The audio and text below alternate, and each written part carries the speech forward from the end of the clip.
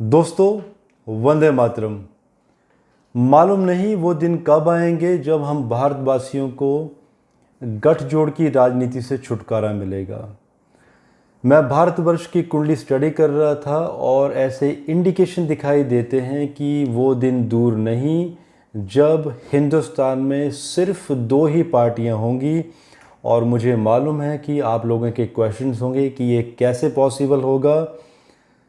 इसके लिए हम एक डिटेल में एनालिसिस करेंगे और मैं एक अलग से वीडियो लेके आऊँगा और हम समय भी बताएंगे कि ये कब पॉसिबल होगा, क्योंकि 137 करोड़ लोगों का ये देश लोकतंत्र, जिसमें कि क्षेत्रीय पार्टियां, बहुत सारी छोटी छोटी पार्टियां, और सेंटर में भी जब इलेक्शन होते हैं तो बहुत सारी पार्टियां मिलकर इलेक्शन लड़ती हैं और हर एक पार्टी का अपना मैनिफेस्टो होता है और अपनी एक विचारधारा होती है, और जिसमें कि किसी भी एक पार्टी को पूर्ण बहुमत नहीं मिल पाता है और जिसकी वजह से कुछ दल मिलकर सरकार बनाते हैं और जो उनकी विचारधारा भी मैच नहीं करती है, उसके बावजूद भी अपने हितों के लिए वो सत्ता को हासिल करते हैं और जिसका खामियाजा जनता को भुगतना पड़ता है। मैं बिहार इलेक्शन की भी बात करूंगा अभी, कि सबसे पहले जो हम देखते हैं कुंडली में किसी राज्य के बारे में जब एनालिसिस किए जाते हैं कि इलेक्शंस के रिजल्ट्स क्या होंगे, उससे पहले ये देखा जाता है कि राज्य में शांति व्यवस्था कैसी बनी रहेगी। नवंबर 2020 जो कि इलेक्शंस हैं बिहार में, और जो बिहार की कुंडली में जो चौथा घर है, ये इंडिकेट करता है कि 10वां घर जो कि राज सत्ता, जो राजनेता हैं, और बिहार की वर्ष कुंडली भी इंडिकेट करती है कि राजनेताओं द्वारा कुछ इस तरह से बयानबाजी होगी जो कि एक कम्युनल वायलेंस को बढ़ावा देगी, और जिसमें मैं किसी पार्टी का नाम नहीं लूँगा। ये इंडिकेशन है कि कुछ एक राजनेता वो किसी भी पार्टी से हो सकते हैं। अगर हम राजनेताओं की बात करें तो राजनेता जनता के एक रोल मॉडल होते हैं। जब वो कुछ बात कहते हैं तो जनता उसको फॉलो करती है और अपना मस्तिष्क विजडम यूज़ नहीं करती है, जिसकी वजह से वायलेंसेस होते हैं और फाइनली परेशानी भी जनता को होती है, और जो कि तर्क संगत नहीं है। इसलिए मेरी एक सजेशन है राजनेताओं को, जो मेरे ये वीडियो देख रहे हों, कि जब भी इलेक्शन आते हैं तो राजनेताओं को बहुत ही सोच समझकर बात करनी चाहिए। अब मैं बिहार की कुंडली में आता हूँ, कांग्रेस की कुंडली में चलते हैं। कांग्रेस की कुंडली में गुरु महादशा में चंद्रमा का अंतर, जो कि जुलाई 2020 से स्टार्ट हो चुका है और चंद्रमा पीड़ित हैं। इट्स ए इंडिकेशन कि कांग्रेस ने एक तो अभी तक अपना उम्मीदवार बिहार में खड़ा नहीं किया है मुख्यमंत्री पद के लिए।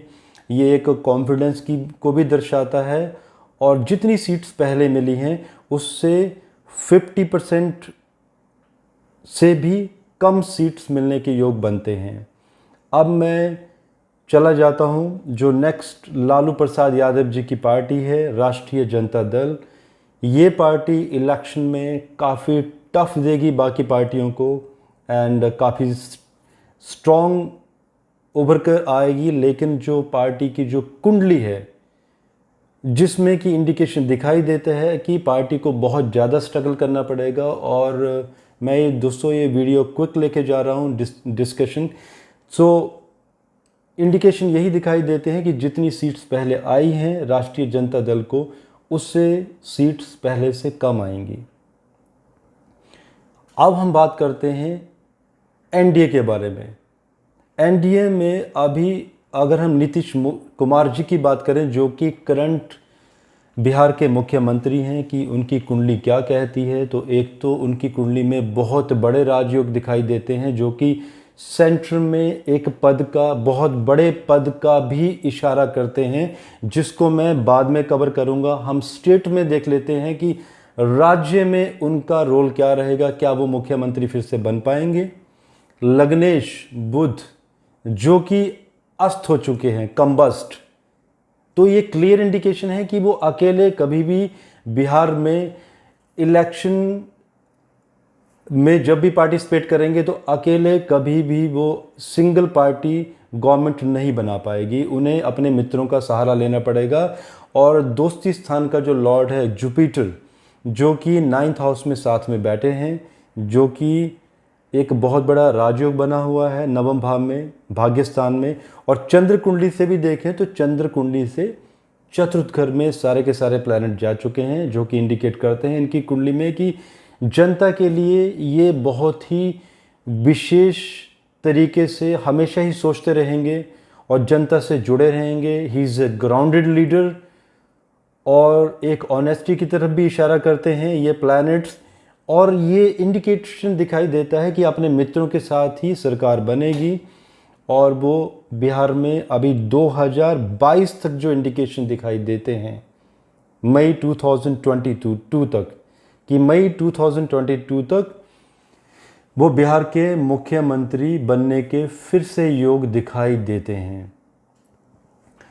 क्योंकि अगर हम 10वें घर की भी बात करें तो मंगल और शुक्र और साथ में चंद्रमा से शुक्र, पंचम नवम का जो योग है वो इशारा करता है कि बहुत ही लंबी पारी खेलेंगे अभी राजनीति में। और कहीं ना कहीं मैं ये इंडिकेशन देना चाहता हूँ जो मेरे एनालिसिस हैं एस्ट्रोलॉजिकली, कि नीतीश कुमार जी, क्योंकि अभी यही एक ऐसे पर्सन हैं जिसको किसी पार्टी ने एज ए मुख्यमंत्री नॉमिनेट किया है, तो जीतने के पूरे एस्ट्रोलॉजिकली योग बने हुए हैं। सीट्स कितनी आएंगी और 2022 के बाद क्या होगा,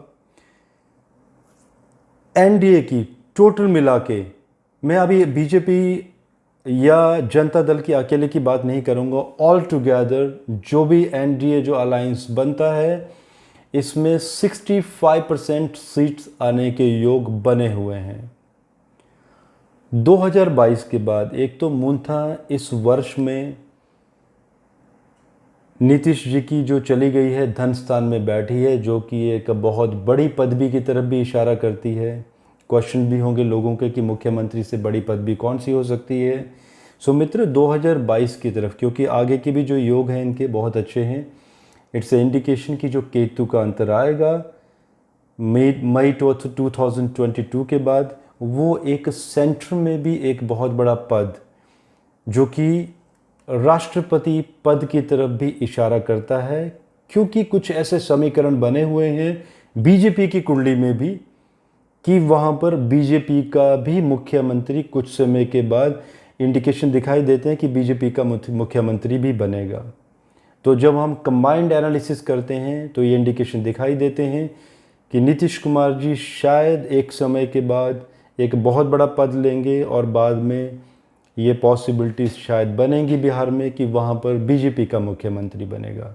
सो निष्कर्ष यही निकल के आता है कि एनडीए को बिहार में 65% से ज़्यादा सीट्स मिलने के योग बने हुए हैं। और फ्रेंड्स, मेरी एक आपसे रिक्वेस्ट है कि आपकी राय आप लोगों से चाहिए इस वीडियो में, अगर आप लोग देना चाहें कि आपका इस बारे में क्या मत है कि इतने बड़े देश लोकतंत्र में क्या 2 से ज़्यादा पार्टियां होनी चाहिए।